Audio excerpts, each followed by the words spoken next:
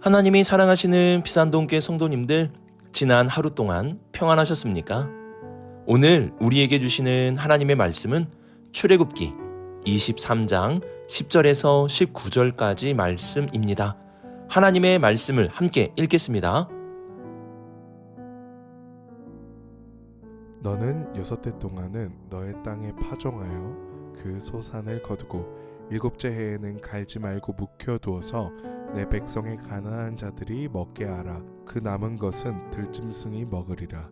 내 포도원과 감람원도 그리할지니라. 너는 6해 동안에 내 일을 하고 7째 날에는 쉬라. 내 소와 나귀가 쉴 것이며 내 여종의 자식과 나그네가 숨을 돌리리라. 내가 내게 이른 모든 일을 삼가 지키고 다른 신들의 이름을 부르지도 말며 내 입에서 들리기도 하지 말지니라. 너는 매번 3번 내게 절기를 지킬지니라. 너는 무구병의 절기를 지키라. 내가 내게 명령한 대로 아비벌의 정한 때에 1해 동안 무구병을 먹을지니 이는 그 달에 내가 애굽에서 나왔음이라. 빈손으로 내 앞에 나오지 말지니라. 맥추절을 지키라. 이는 내가 수고하여 밭에 뿌린 것의 첫 열매를 거둠이니라. 수장절을 지키라. 이는 내가 수고하여 이룬 것을 연말에 밭에서부터 거두어 저장함이니라. 내 모든 남자는 매년 3번씩 주 여호와께 보일지니라. 너는 내 제물의 피를 유교병과 함께 드리지 말며 내 절기 제물의 기름을 아침까지 남겨두지 말지니라. 내 토지에서 처음 거둔 열매에 가장 좋은 것을 가져다가 너의 하나님 여호와의 전에 드릴지니라. 너는 염소 새끼를 그 어미의 젖으로 삼지 말지니라. 아멘. 기도하겠습니다. 사랑의 하나님 아버지, 오늘 주님의 말씀을 듣게 하심에 감사를 드립니다.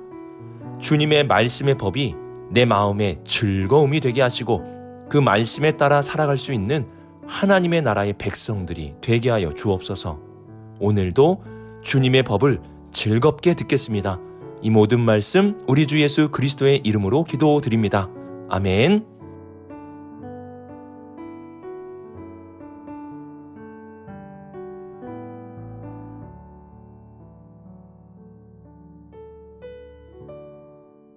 (10절부터) (11절까지) 말씀은 안식년에 대한 말씀입니다.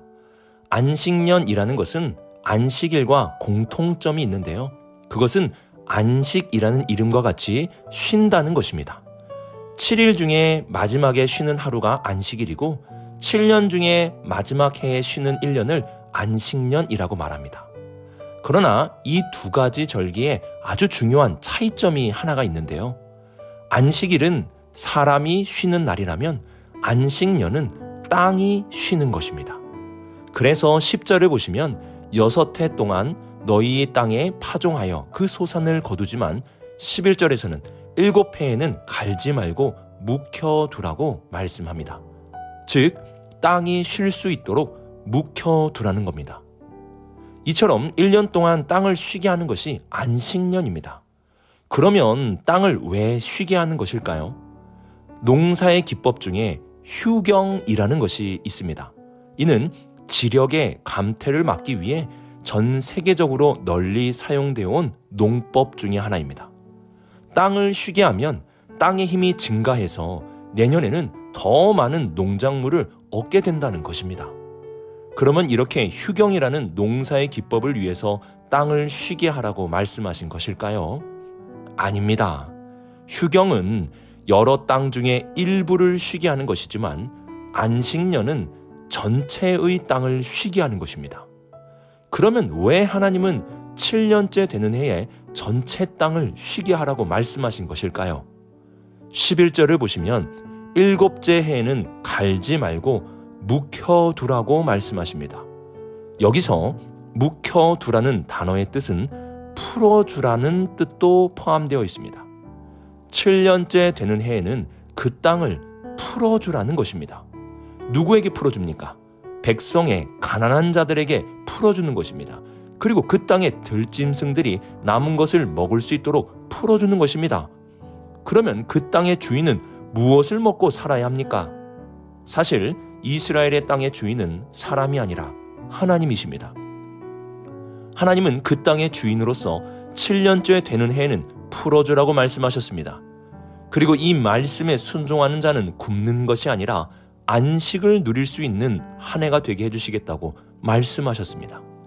우리가 볼 때는 1년 동안 농사를 짓지 않으면 어떻게 먹고 살 수 있을지 의문이 들겠지만 하나님은 광야에서도 이스라엘 백성들을 풍성하게 먹여주셨습니다. 사람이 떡으로만 사는 것이 아님을 직접 경험하게 해주셨습니다. 이러한 하나님을 믿음으로 순종하여 안식년을 지키면 하나님이 먹이실 것이고 하나님이 주시는 안식을 누릴 수 있게 될 것이라고 약속하신 것입니다. 하나님은 우리에게 다른 사람을 위하여 풀어주라는 말씀을 하십니다. 다 내 것으로 움켜쥐며 사는 것이 아니라 풀어주라는 것입니다. 우리의 삶이 부족하고 내가 가진 것을 보며 불안함을 갖게 되는 이유는 풀어줌이 없기 때문에 그러합니다. 가난한 사람들을 위한 풀어줌이 있을 때에 하나님이 풍성하게 해주시고 우리의 삶에 안식을 주시는 것입니다. 이러한 관점에서 12절의 안식일의 말씀을 보시면 안식일의 의미를 보다 더 잘 알 수 있게 되는데요. 안식일은 사람이 쉬는 날입니다. 그런데 안식년과 같이 안식일은 그 땅의 소유주가 쉬는 것이 목적이 아니라 그 땅에서 일하는 소와 나귀, 여종, 그 자식들, 그리고 고용된 일꾼인 외국인 노동자들을 쉬게 하는 것입니다. 그들을 쉬게 하는 것이 안식일이라는 것입니다. 안식은 내가 쉴 때 주어지는 것이 아니라 나의 쉼과 동시에 그들도 쉬게 할 때 주어지는 것입니다. 그래서 안식일은 노동자들의 노동을 풀어주는 날이 되는 것입니다. 이렇게 풀어주라는 하나님의 말씀에 순종할 때 우리는 진정한 안식에 들어갈 수 있게 되는 것입니다. 반면에 13절 보시면 하나님은 다른 신들의 이름을 부르지 말라고 경고하십니다. 다른 신들은 풀어줌을 통해 안식에 들어간다고 말하지 않습니다. 더 많이 쌓으라고 말하고 쉬지 말고 더 많이 부리라고 말합니다. 풀어줌은 손해라고 말합니다. 하나님의 백성은 이러한 세상의 소리에 귀를 기울이며 움켜쥐는 것이 아니라 하나님의 말씀에 순종하여 풀어줄 수 있어야 하는 것입니다. 진정한 안식을 얻고 싶으십니까? 풀어주라는 주님의 말씀에 순종하십시오. 내게 주어진 것들을 풀 때 하나님께서는 손해가 아니라 진정한 안식을 우리에게 주실 것입니다.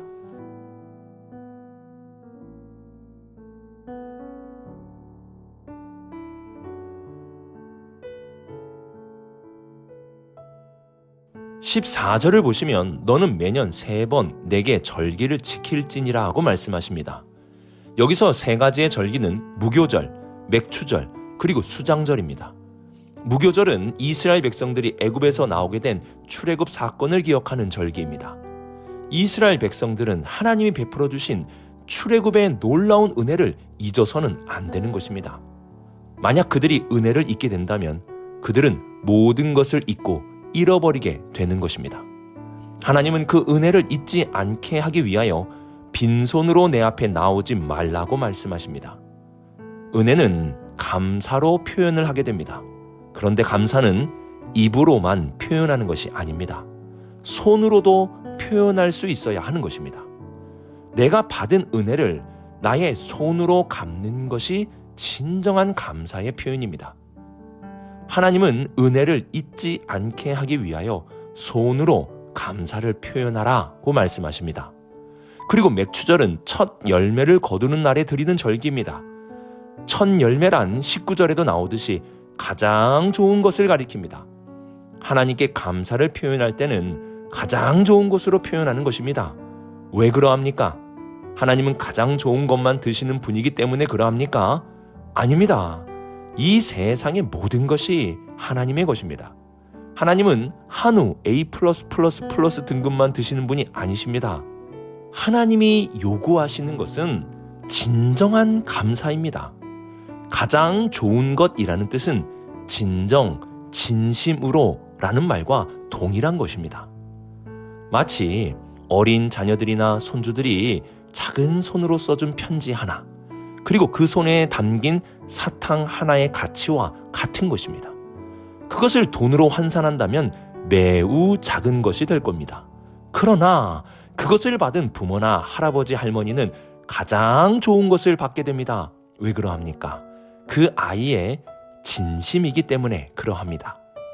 하나님이 요구하시는 것은 바로 우리의 진정한 감사입니다. 그리고 수장절은 모든 수확을 끝내고 저장하는 날에 드리는 절기입니다. 처음이 중요하다면 끝도 중요한 것입니다. 보통 어떠한 중요한 일을 하게 되면 하기 전에 기도를 많이 하게 됩니다. 그런데 그 일이 잘 마치고 나게 된다면 이상하게 기도가 줄어들게 됩니다. 화장실 들어갈 때와 나올 때가 다르게 되는 것입니다.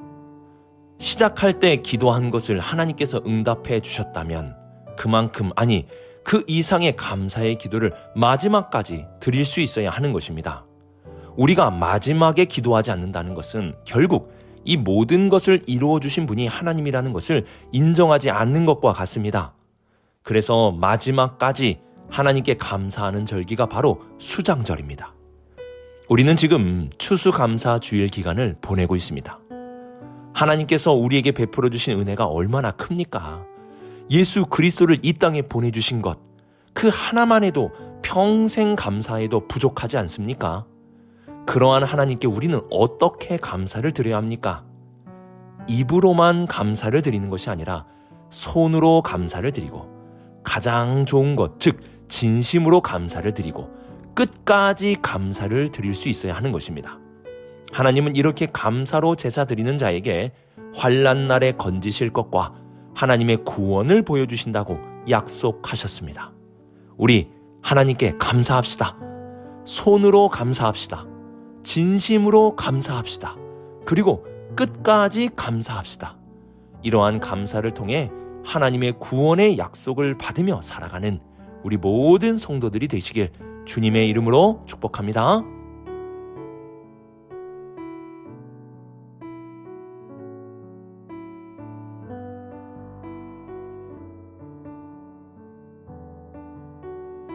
하나님은 땅을 그리고 노동을 일정 기간 동안 풀어주라고 말씀하셨습니다.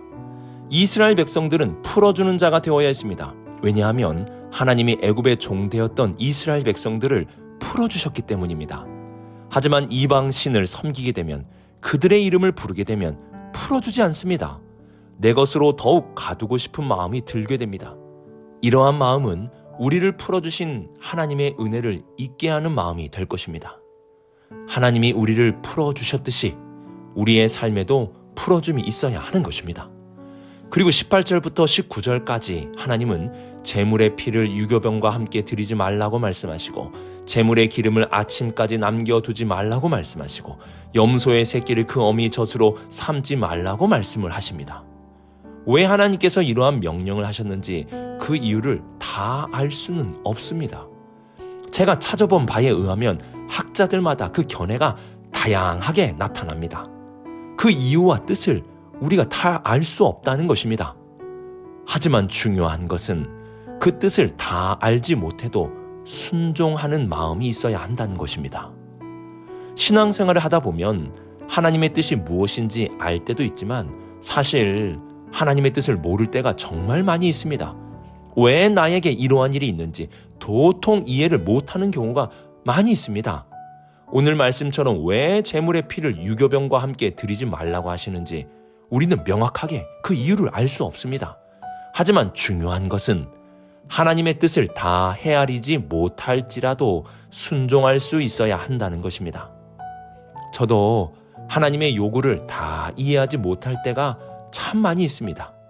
그런데 몰라도 우선 순종을 해보면 놀랍게도 하나님의 마음이 무엇인지 알게 됩니다. 우리가 하나님의 뜻을 모르는 이유는 순종하지 않기 때문에 그러합니다. 순종한다면 하나님의 마음을 알게 될 것입니다.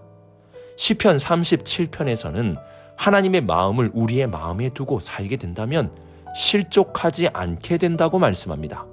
우리가 실족하는 이유가 무엇입니까? 내 마음대로 살기 때문 아닙니까? 하나님의 마음을 우리 마음에 두고 살아간다면 우리는 실족하지 않고 주님이 인도하시는 쉴만한 물가로 인도함을 받게 될 것입니다. 하나님의 뜻을 다 이해하지 못할지라도 우리는 순종할 수 있어야 합니다. 그 순종은 하나님의 마음을 아는 길이고 하나님의 마음을 가지고 우리가 살아가게 된다면 우리는 실족하지 않는 삶을 살게 될 것입니다. 오늘의 말씀을 묵상하며 안식은 풀어주는 자에게 주어지는 것임을 기억할 수 있기를 바랍니다. 하나님이 죄와 사망에서 우리를 풀어주셨듯이 우리도 풀어주면 하나님이 주시는 복과 안식을 누리게 될 것입니다. 그리고 하나님의 은혜에 대한 감사를 드려야 합니다. 입만으로 드리는 것이 아니라 손으로 드리고 진심으로 드리고 마지막까지 드려야 합니다. 그리고 하나님의 말씀에 순종할 때, 다 알 수 없어도 순종할 때 우리는 하나님의 마음을 알게 되고 실족하지 않게 될 것입니다. 오늘 하루도 우리에게 주신 말씀에 따라 내게 주신 것을 풀어주고 하나님께 감사드리고 순종하며 살아갈 수 있는 우리 모든 성도님들이 되시길 주님의 이름으로 축복합니다. 기도하겠습니다. 사랑의 하나님 아버지, 우리에게 풀어주라는 하나님의 말씀에 따라 내 것을 풀어줄 수 있는 삶을 살게 하여 주옵소서. 그리고 하나님 앞에 진심으로 우리의 손으로 마지막까지 감사하는 우리 모두가 되게 하여 주옵소서. 때로는 하나님의 말씀을 다 이해할 수 없지만 우선 순종하게 하셔서 하나님의 마음을 알고 살아가게 하여 주옵소서. 이 모든 말씀 하나님의 아들 우리 주 예수 그리스도의 이름으로 기도드립니다. 아멘.